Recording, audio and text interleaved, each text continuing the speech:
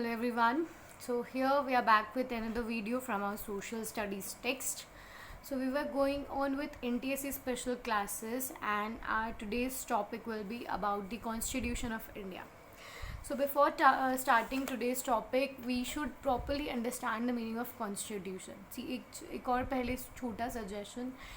इस चैप्टर के सिग्निफिकेंस की मैं वापस से फिर से हर चैप्टर को स्टार्ट करने से पहले हम पहले उसकी सिग्निफिकेंस डिस्कस करते हैं, राइट? तो सिमिलरली इस चैप्टर से भी प्रीवियस ईयर के पेपर्स में क्वेश्चन डेफिनेटली तुमसे पूछा जाता है. अगर तुम एनटीएससी की बात करो तो भी ये लेसन इंपॉर्टेंट होता है. और कॉन्स्टिट्यूशन ऑफ इंडिया तो मतलब अगर अब ऐसे देखा जाएगा तो अगर आप बेसिकली आगे जा कर के इन फ्यूचर भी अगर आप अपने एग्जाम्स देते हो कॉम्पिटिटिव लेवल पे, राइट, तो ये लेसन बहुत ज़्यादा इंपॉर्टेंट हो जाता है हमारे लिए. सो टॉकिंग ये हम ऑलरेडी कॉन्स्टिट्यूशन के बारे में हमारे 9th स्टैंडर्ड में बहुत अच्छे से पढ़ चुके थे. कॉन्स्टिट्यूशन ऑफ इंडिया क्या है, कैसे लिखा गया था, वो लगभग स्टोरी जो थी यहाँ पे जो भी हम पढ़ने वाले हैं वो हम ऑलरेडी पहले डिस्कस कर चुके हैं 9th स्टैंडर्ड के अंदर. But not to forget we have to prepare ourselves for NTSC. So this is अब यहाँ पे आपको इस वीडियो लेक्चर के थ्रू आपको ये भी समझ आने वाला है कि यहाँ से किस तरह के क्वेश्चंस आपसे पूछे जाने वाले हैं, किस तरह के क्वेश्चंस आपसे पॉइंट आउट होंगे इस पर्टिकुलर वीडियो लेक्चर से या पर्टिकुलर टॉपिक से we can understand from you. So talking about constitution, आप बहुत से जानते हो कॉन्स्टिट्यूशन का मतलब क्या होता है. It is just a set of written rules and regulations. हमने पहले भी पढ़ा हुआ है, बहुत अच्छे से जानते हैं कि कॉन्स्टिट्यूशन जो होता है वो लाइक कहीं का भी हो सकता है. It's just not limited to India या it's just not limited to a type of government. Constitution जो होता है वो किसी भी जगह का हो सकता है. लाइक बहुत सिंपली अगर मैं बात करूँ, हम लोग सब स्कूल जाते हैं, कोचिंग्स जाते हैं, तो वहाँ का भी रूल और रेगुलेशन होता है कि हमें इस पर्टिकुलर टाइम पे वहाँ पे अराइवल देना होता है, पर्टिकुलर टाइम से वहाँ डिपार्चर होता है, लंच ब्रेक्स होते हैं, क्लासेस होती है. तो एक set of code of conduct हमें वहाँ पे फॉलो करना पड़ता है.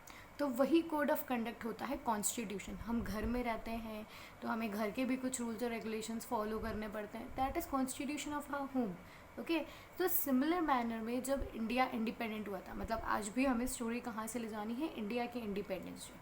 तो जब हम इंडिया इंडिपेंडेंट हुआ था, being a very diverse country जहाँ पे multiple religions, multiple language, ethical groups जब यहाँ पे रहते थे, तो मेन स्ट्रगल हो रहा था. अगर हम 1947 की सिचुएशन इंडिया के कंपैरेटिवली अगर हम पढ़ते तो हमने देखा था कि हमारे यहाँ पे काफ़ी ज़्यादा रिलीजियस रिवॉल्ट्स वगैरह भी हो रहे थे. वर्ल्ड वाइड भी अगर हम बात करें तो वर्ल्ड वॉर्स हो रहे थे, कोल्ड वॉर्स वहाँ पे डेवलप हो रखी थी. मतलब काफ़ी ज़्यादा अगर हम बात करते हैं ना कि डिवास्टेटिंग सा सिनेरियो था जब इंडिया को यूनाइट रखना, ठीक है, उसके और ज़्यादा टुकड़े ना हो और ज़्यादा उसकी स्प्लिटिंग ना हो, ये चीज़ ज़्यादा मतलब बोलते हैं ना फोकस करके कॉन्स्टिट्यूशन फ्रेम किया गया था कि यहाँ पर रहने वाले सभी एथनिकल ग्रुप्स को एक प्रॉपर इक्वालिटी यहाँ पे ट्रीट की जाए. ओके, तो कॉन्स्टिट्यूशन का बेसिक मतलब हमें बहुत अच्छे से पता है. It is a set of written rules and regulations.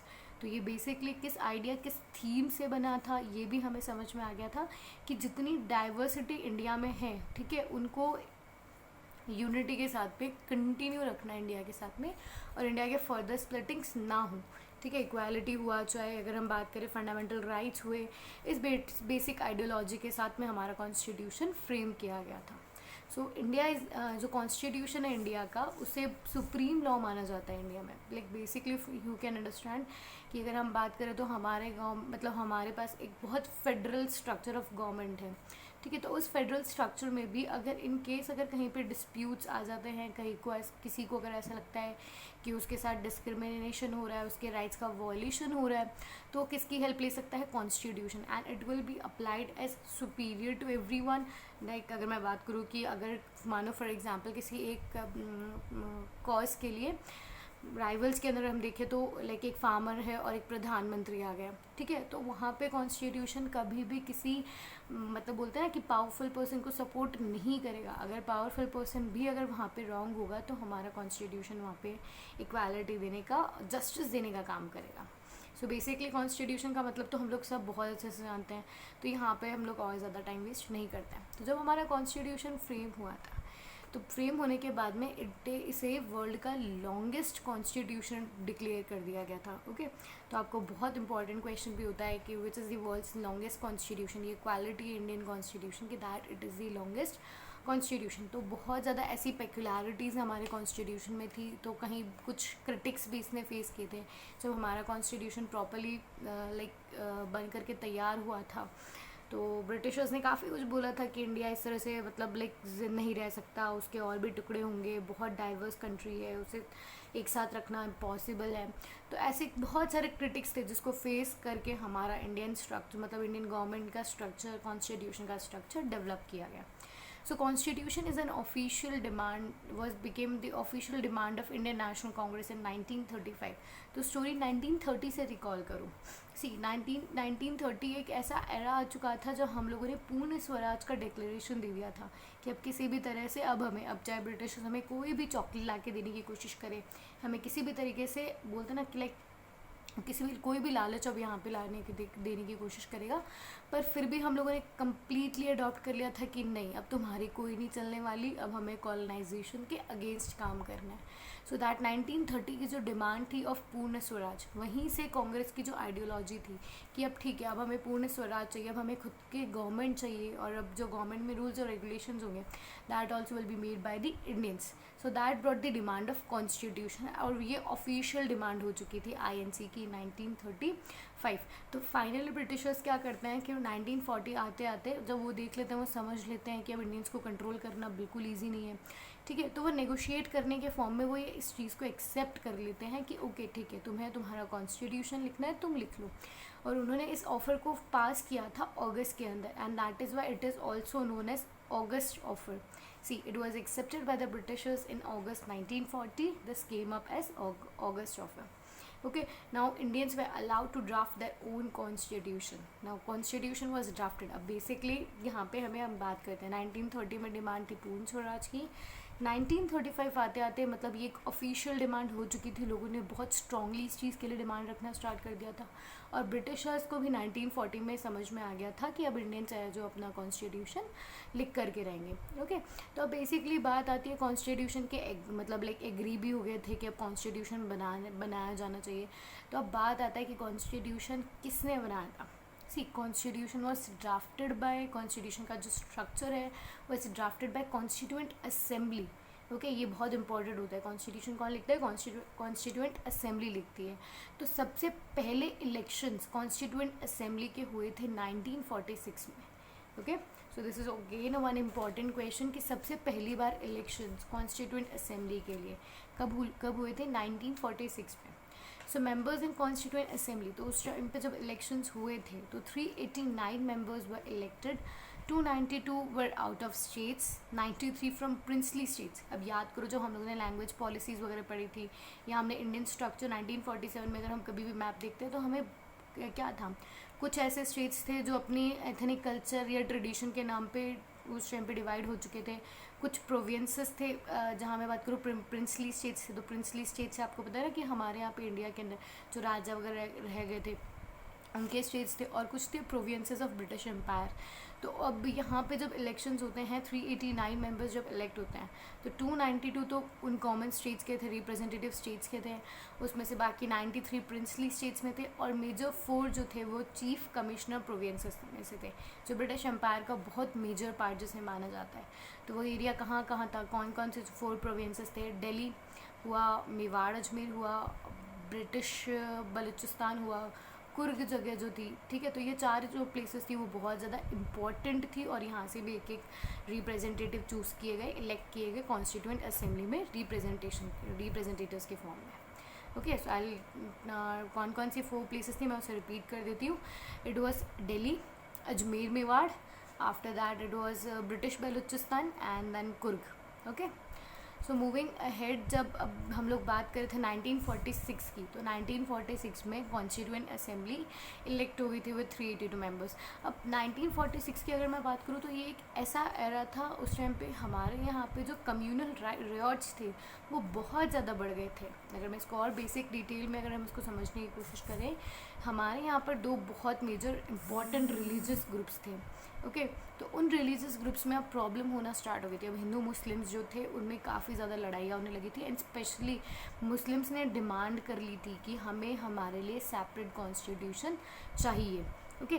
सो उनकी उस सेपरेट कॉन्स्टिट्यूशन की डिमांड की वजह से फाइनली फिर क्या होता है कि मतलब ये इतनी ज़्यादा प्रॉब्लम क्रिएट हो जाती है कि इंडियन इंडिपेंडेंस एक्ट के through 1947 the Indian independence act के थ्रू अब दो नेशंस इमर्ज होकर के आ जाते हैं, दो इंडिपेंडेंट, एक तो इंडिया था ही और एक पाकिस्तान, ठीक है, वो एक और इंडिपेंडेंट नेशन के फॉर्म में उभर करके आ जाता है। तो अब कॉन्स्टिट्यूएंट असेंबली, अब जब कॉन्स्टिट्यूएंट असेंबली बनी थी 1946 में तो वो अनडिवाइडेड थी, राइट। उसमें जो 382 मेंबर्स थे वो उस पाकिस्तान वाले एरिया में से भी आते थे। तो इनकी जो सबसे पहली मीटिंग हुई थी इस कॉन्स्टिट्यूएंट असेंबली की वो हुई थी 9 दिसंबर 1946 में, ओके। 9 दिसंबर 1946 में इनकी पहली बोलते हैं ना अनडिवाइडेड मीटिंग हुई थी। फिर 1947 आते आते तो यहाँ पर डिवीज़न हो गया। फिर उसके बाद में इनकी एक और मीटिंग होती है नेक्स्ट, वो हुई थी 14 अगस्त 1947। अब हमारे पास केवल 299 मेंबर्स रह गए थे, ओके। सो अब फाइनली अब अगर मैं कॉन्स्टिट्यूशन की बात करूँ तो कॉन्स्टिट्यूशन हमारा बन करके तैयार, मतलब 1947 में आप देखोगे कि प्रॉपरली 299 मेंबर्स जो हैं वो कॉन्स्टिट्यूएंट असेंबली के मेंबर्स बन चुके हैं। और यहाँ से दो बहुत इंपॉर्टेंट चीज़ हमें याद करनी है, हमने इसको प्रीवियस वीडियोस में भी डिस्कस किया था क्वेश्चन के थ्रू। ड्राफ्टिंग कमेटी के दो इंपॉर्टेंट पर्सनालिटीज़, एक है चेयरमैन और एक है प्रेसिडेंट, जो मोस्ट कंट्रोवर्शियल क्वेश्चन भी रहा, मतलब लेकिन अगर इसमें बोले तो कन्फ्यूजन वाला क्वेश्चन है और जो स्पेसिफिकली बच्चे गलत कर आते हैं। अगर आपसे प्रेसिडेंट ऑफ ड्राफ्टिंग कमेटी पूछा जाएगा तो then you have to mark Rajendra Prasad, and if it is आज about chairman of drafting committee then it is Bhimrao Ambedkar, okay. तो अब हमारी जो कॉन्स्टिट्यूएंट असेंबली थी, जो हमारा कॉन्स्टिट्यूशन था प्रॉपरली वो बन करके तैयार हो चुका था 1949 में, पर उसे अडॉप्ट होने में, उसे एनफोर्स होने में टाइम लगा, and that came up around 26 January 1950। So there is a short homework for you कि हम लोग, मैंने आपको इतना ईयर तो बता दिया है कि प्रॉपरली हमारा कॉन्स्टिट्यूशन जो है वो बन करके तैयार हो चुका था 1949 में, पर कौन सी डेट को, okay, that you have to write in the comment sections. और जो हमारा कॉन्स्टिट्यूशन था वो एनफोर्सिएबल कब हुआ था, 26 जनवरी 1950। अब इसमें बहुत सारे फीचर्स थे कि लाइक इक्वालिटी हुई, फंडामेंटल राइट्स हुए, बाई कैमरल लेजिस्लेचर था। अब बाई कैमरल लेजिस्लेचर को भी हम डिस्कस कर चुके हैं, unicameral and bicameral वाली। इंडिया जो है वो बाई कैमरल लेजिस्लेटिव पॉलिसी को फॉलो करता है, जहाँ पर हमारे पास बाई कैमरल में दो लेजिस्लेटिव हाउसेज हैं, Lok Sabha and Rajya Sabha, okay. So we have properly discussed about these things in our previous classes. So seeing like what kind of questions could be asked to us, we are having example of a question that was seen in SAT paper, Maharashtra के SAT paper में ये question पूछा गया था 2018 and 19 में। Identify the article of Indian Constitution which has established Election Commission as an autonomous body. तो अगर इसमें पर्टिकुलर क्वेश्चन की बात करूँ तो अभी तुम्हारे दिमाग में आ रहा होगा ना, मैम अपने इलेक्शन कमीशन के बारे में तो अभी कुछ पढ़ा है नहीं, क्वेश्चन कैसे पूछ लिया। इसीलिए मैंने बोला था कि अपनी 9th की NCERT बुक्स को वापस से स्क्रॉल करो, वहाँ पे ये सारी चीज़ें पहले से डिस्कस की गई थी। So talking about election commission as autonomous body, पहले तो समझो कि क्वेश्चन क्या बोलना चाह रहा है। विच आर्टिकल हैज़ आइडेंटिफाइड, कौन से आर्टिकल के थ्रू इंडियन कॉन्स्टिट्यूशन ने इलेक्शन कमीशन को ऑटोनोमस डिक्लेयर कर दिया था। See why election commission is autonomous, ये समझना बहुत ज़्यादा ज़रूरी है। सी अभी हम लोगों ने क्या पढ़ा है कि हमारी जो कंट्री है वो फेडरल स्ट्रक्चर फॉलो करती है और फेडरल के अंदर भी ये इंडिपेंडेंसी देती है, ठीक है। Like for example legislative, executive और जुडिशरी इंडिपेंडेंटली काम कर सकती है किसी भी इंटरफेरेंस के बिना, फाइन। तो उसी तरीके से इलेक्शन कमीशन का भी इंडिपेंडेंट होना बहुत ज़्यादा ज़रूरी है। क्यों ज़रूरी है समझो कि अब जैसे मानो सेंट्रल के अंदर अभी बीजेपी है ना, अच्छे से पता है, सबको पता है। अगर बीजेपी अगर किसी पॉलिटिकल पार्टी से या किसी भी सेंट्रल गवर्नमेंट या किसी स्टेट गवर्नमेंट के थ्रू अगर ये फॉलो या रन अप की जाती तो क्या होता, कभी भी इलेक्शंस हमारी कंट्री में फ्री और फेयर मैनर में कंडक्ट नहीं हो सकते। और याद करो हम लोग ने हमेशा जब डेमोक्रेसी पढ़ा है तो उसके फीचर्स में क्या पढ़ा है कि डेमोक्रेसी जो है वो फ्री और फेयर इलेक्शंस करवाती है। तो एक डेमोक्रेटिक कंट्री के अंदर इलेक्शन कमीशन का फ्री और फेयर मैनर में काम करना बहुत ज़्यादा ज़रूरी है। तो वो फ्री और फेयर मैनर में काम केवल कब कर पाएगा, जब वो ऑटोनॉमस होगा, किसी के भी इंटरफेरेंस के बिना काम कर पाएगा। एंड सो उस यहाँ पे कौन से आर्टिकल ने हमारे इलेक्शन कमीशन को ऑटोनॉमस डिक्लेयर किया था, so that was through article 324, okay, जिसने इलेक्शन कमीशन को ऑटोनॉमस डिक्लेयर किया था। Next question is also from Maharashtra set 2018 and 19। Who appoints the election commissioner in India, ये भी हम डिस्कस कर चुके हैं कि अगर हमारी कंट्री में अगर मैं बात करूँ तो किसी भी मिनिस्टर की जो अपॉइंटमेंट होती है वो कौन करवाते हैं, प्रेसिडेंट करवाते हैं। बी वेरी श्योर कि अगर आपसे यहाँ पे इलेक्शन कमिश्नर ही नहीं किसी भी पूछ लिया जाता है, केवल सीईसी की बात नहीं कर रही हूँ मैं, किसी भी मिनिस्टर के लिए पूछ लिया जाता है कि उनकी अपॉइंटमेंट कौन करवाता है, तो हमारी कंट्री में अपॉइंटमेंट वाला काम दिया गया है प्रेसिडेंट को। सो talking about who is the current chief election commissioner of India, Sunil Arora. Good. Next is again a question, when is the national voters day celebrated in India? अब basically अगर मैं इस क्वेश्चन की बात करूँ तो ऐसे क्वेश्चंस की प्रोबेबिलिटी काफ़ी कम है, पर नॉट टू फॉरगेट ये क्वेश्चन भी प्रीवियस ईयर पेपर्स में आ चुका है, so we need to discuss. तो इसकी पॉसिबिलिटीज़ मुझे काफ़ी कम लग रही है, और वैसे भी शायद मतलब बहुत रेयर इसकी पॉसिबिलिटीज़ तरह के क्वेश्चन आने की। स्टिल अब ये इजी, बहुत इजी भी है याद करने के लिए। 26 जनवरी हमारा कॉन्स्टिट्यूशन बन करके डेवलप हुआ था, उससे जस्ट एक दिन पहले, ठीक है, हमारा नेशनल वोटर्स डे सेलिब्रेट किया जाता है, that is 25 January. Okay, so we have just properly seen कि कॉन्स्टिट्यूशन क्या होता है, इंडियन कॉन्स्टिट्यूशन क्यों बनाया गया था, उसके पीछे की होल ऑफ द स्टोरी कि वो क्या अपने बीच में क्या पेकुलरिटी लेकर के बना था। Okay, so that bring us to the key features of Indian constitution. We have already discuss that it is the longest written constitution, ठीक है। बहुत सारे ऐसे कॉन्स्टिट्यूशन हैं जो ओरल भी हैं, बट इंडिया की अगर मैं स्पेसिफिकली बात करूँ तो वो लॉन्गेस्ट रिटन कॉन्स्टिट्यूशन है हमारे पास में। It is partly rigid and partly flexible. See इस बेसिकली इस चीज़ को आप कैसे समझोगे।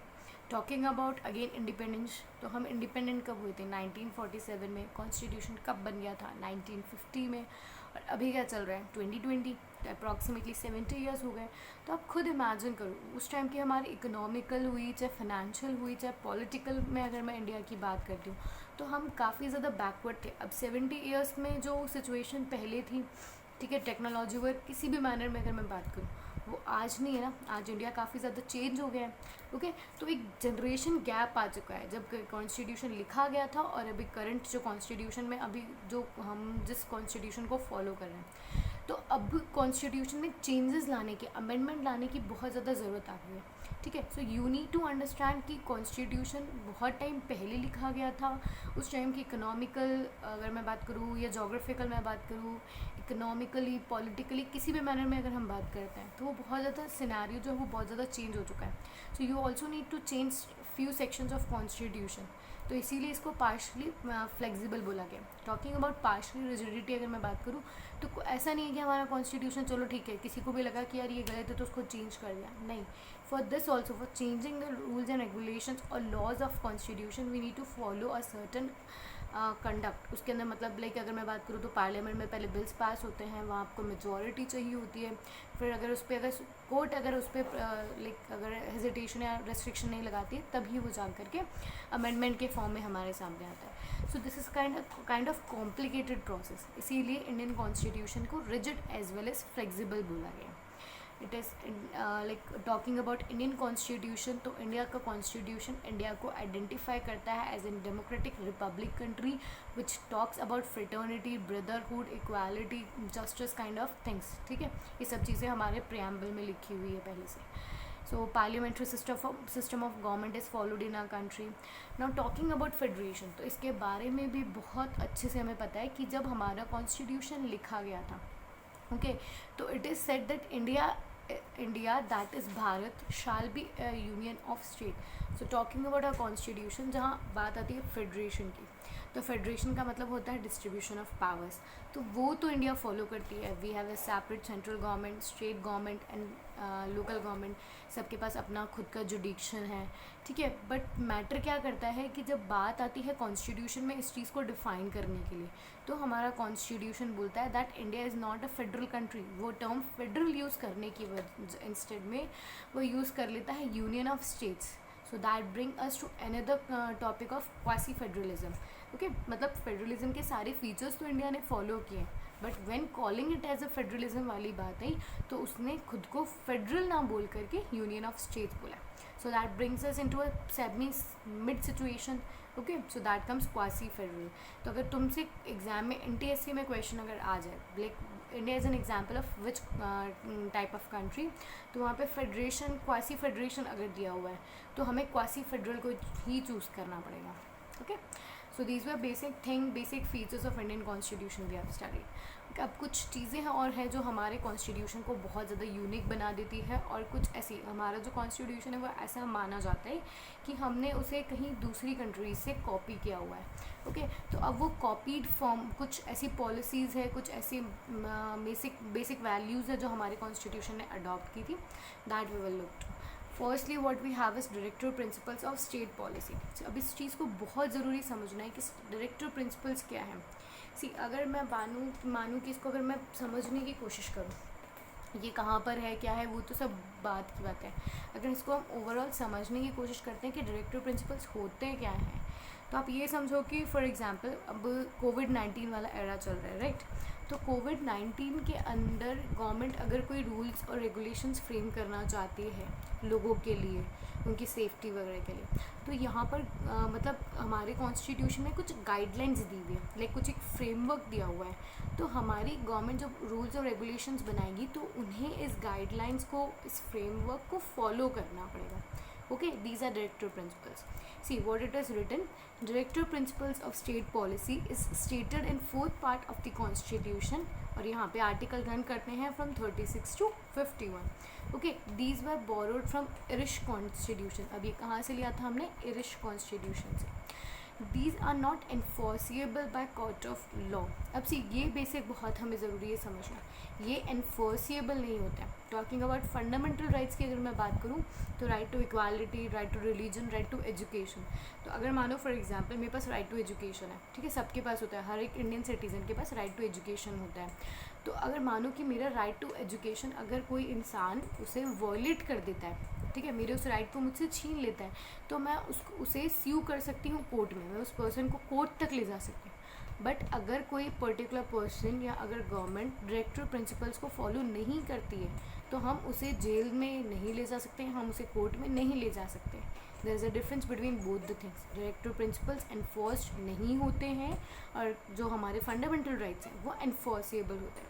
मतलब अगर आपने उसे फॉलो नहीं किया है तो आपको कोर्ट तक जाना पड़ेगा, बट डायरेक्टर प्रिंसिपल के साथ ऐसी कोई भी चीज़ें नहीं है.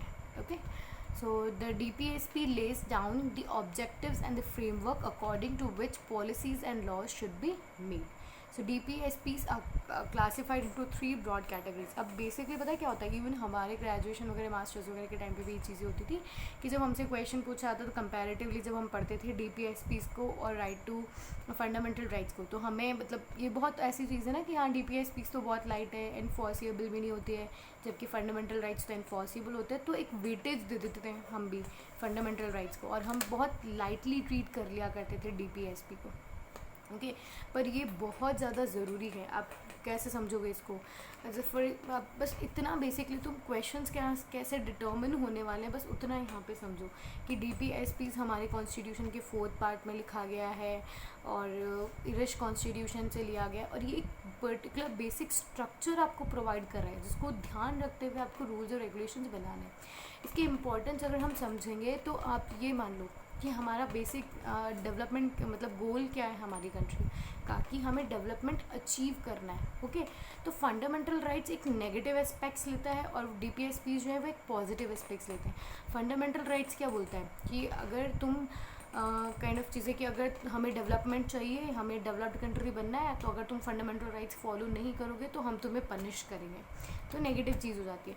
वहीं पे DPSPs में क्या बोला जाता है कि आपको क्या चाहिए, डेवलपमेंट चाहिए, तो हमने आपको अगर फ्रेमवर्क दे रखा है, अगर आप उसको प्रॉपर्ली उस फ्रेमवर्क को फॉलो करते हो तो आप इजीली डेवलपमेंट वाले गोल्स को अचीव कर लोगे. तो डिफरेंस समझ में आ रहा है कि एक आपके ऊपर हार्शली थोपा गया है और एक है वो जस्ट काइंड ऑफ गाइडलाइंस के फॉर्म में आपको दे दिया गया है. ओके, सो ये पॉजिटिव एस्पेक्ट हो जाता है हमारी सोसाइटी का, हमारे कॉन्स्टिट्यूशन का. तो टॉकिंग अबाउट द कैटेगरीज तो बहुत इजी है इसको समझना भी. Socialistic directives, Gandhian directives and liberal intellectual directives. Talking about the very first, तुम्हें ये सब ध्यान नहीं रखने कि इसमें कौन कौन सा आर्टिकल आता है, ठीक है, ये बिल्कुल ध्यान नहीं रखने, कहीं नहीं पूछा जाएगा तुमसे. बस बेसिकली समझ में आना चाहिए कि जब हमसे पूछ लिया जाए, जब हमें सोशलिस्टिक आ रहा है तो इसे USSR से कंपेयर कर लो.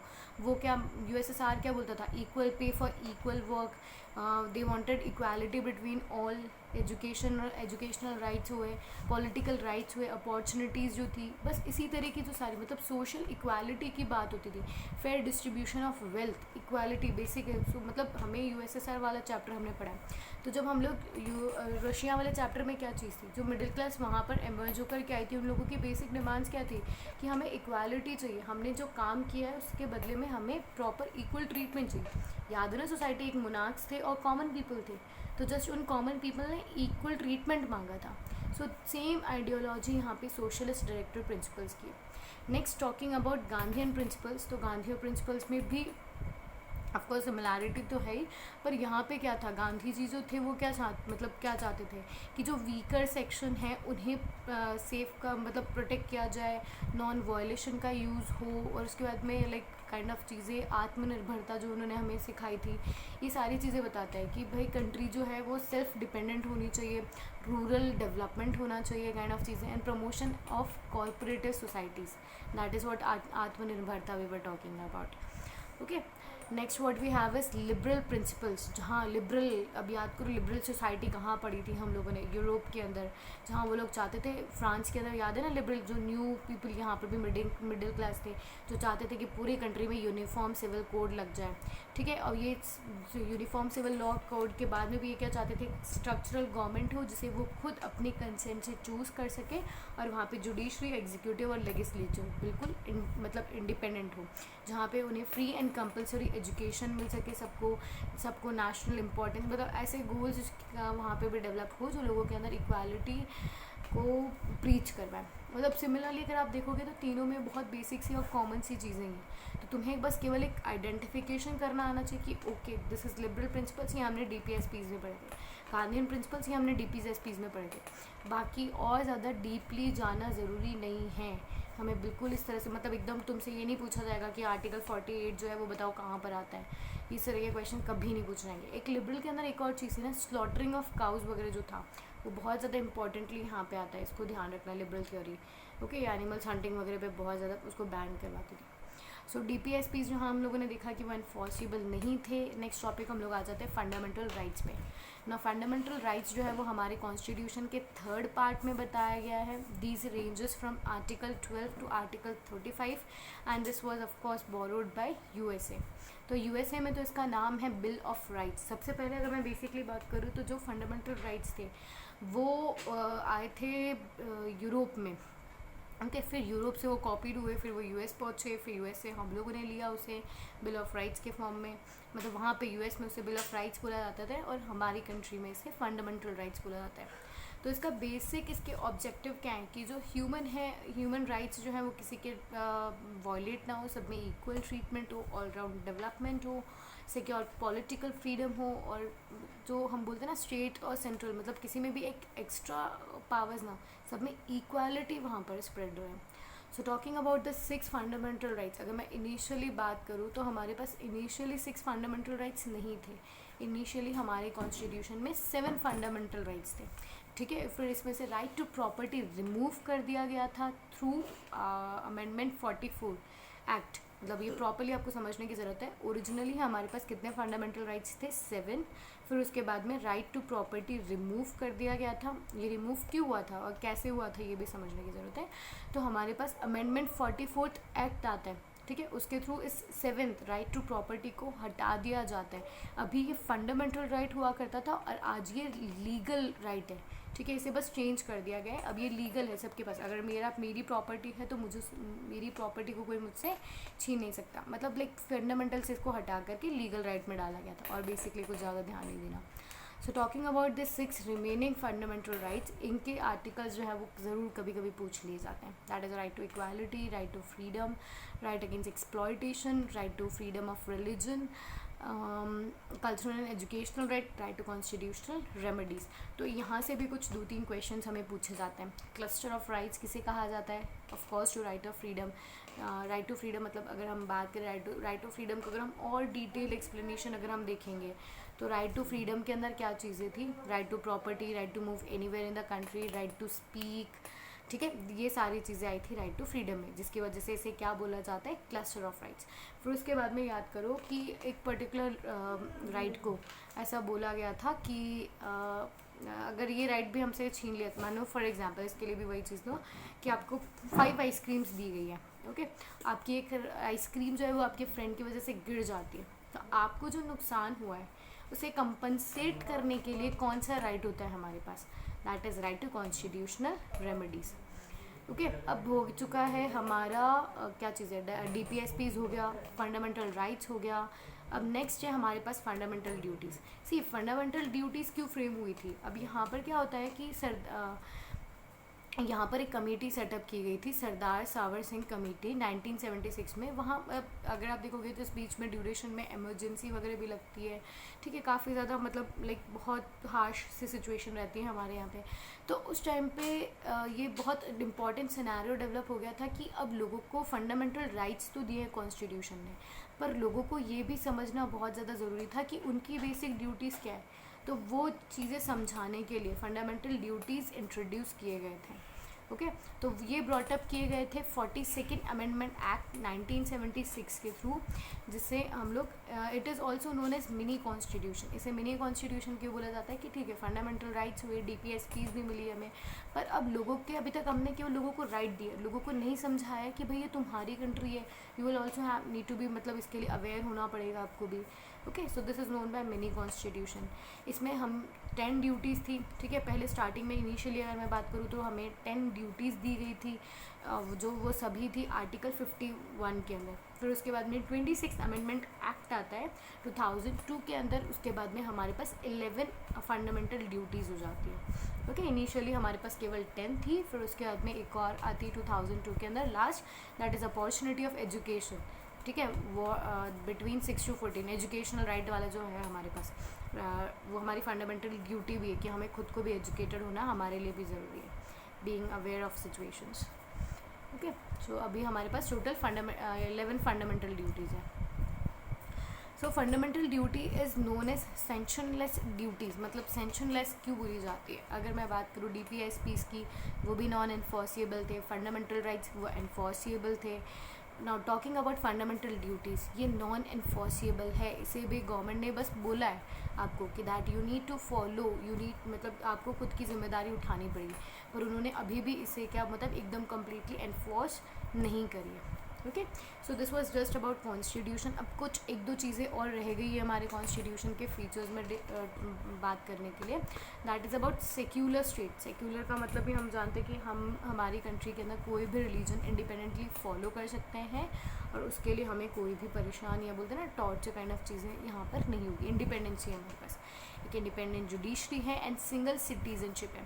सी सिंगल सिटीजनशिप मतलब जैसे आप कैसे समझोगे कि अगर मैं USA की बात करूँ, स्विट्ज़रलैंड जैसी कंट्रीज़ की बात करूँ, तो यहाँ पे डबल सिटीजनशिप चलती है।